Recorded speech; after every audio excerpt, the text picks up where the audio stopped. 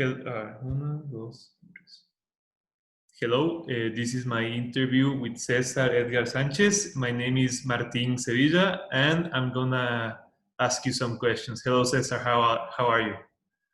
Hi, Martin. I'm fine. I'm very glad you asked me to do this. Okay, Cesar. So first of all, I have a couple of questions about yourself. I wanted to ask you how old are you and where are you from? Okay, I'm 20 years old. I'm from Mexico City, but I live in Monterrey, and that's all. Okay. I wanted to ask you about corruption today. So the first question is, can you tell me what corruption means to you?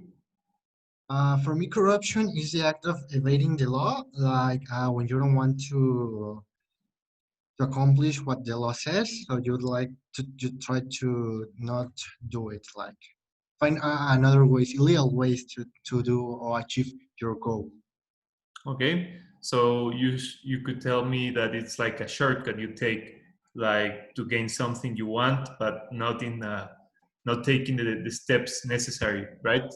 Yeah, of course, it's just a shortcut that many people used to achieve their goals. So they, yeah, Okay. So Cesar, in your opinion, how is corruption in Mexico? Do you think there's a lot of it? Do you think there's not a lot of it? Can you describe it, please? yeah, sure.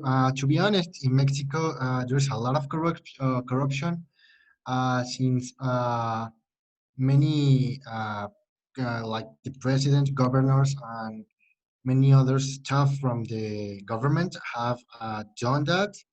And usually it's like in Mexico, there's a phrase that says, el que no tranza no avanza, that it means the one that doesn't make corruption doesn't can go forward. And I think it's a very cultural thing in Mexicans, and I'm not very proud of that.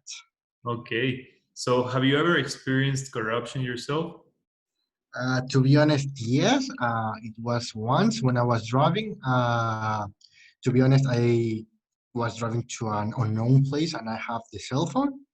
A cab saw me and I had to give him some money so I could go.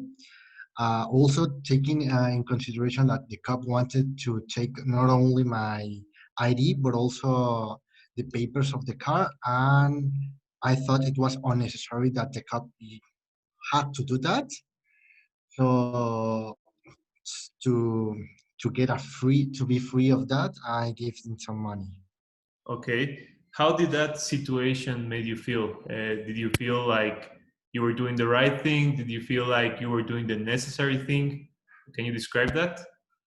It wasn't the right thing, but I think it was the necessary thing for me, having in consideration that the car was not at my name, it was at my uncle, and to take out the car or the license of the car, it should be a lot of problem, like making my uncle come here to Monterrey and all this stuff, and also having in consideration that all the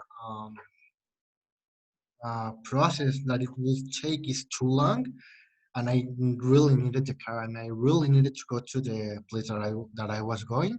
I couldn't let the ID.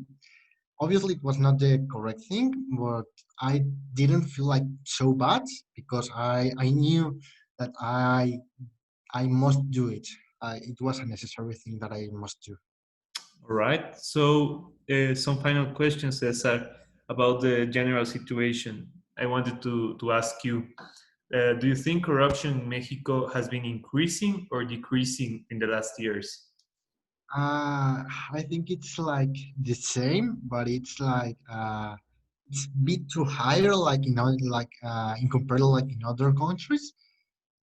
So maybe increasing. I don't think that corruption is decreasing in Mexico until we have reform restructure of the government. All right. So, apart from the restructure of the government, in what other ways do you think we can fight corruption as individuals? Okay.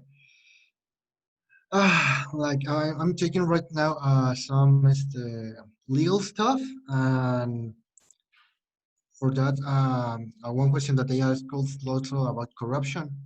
And I think that one of the primal things that we should do is like it's to know well, not to know, like have good values, like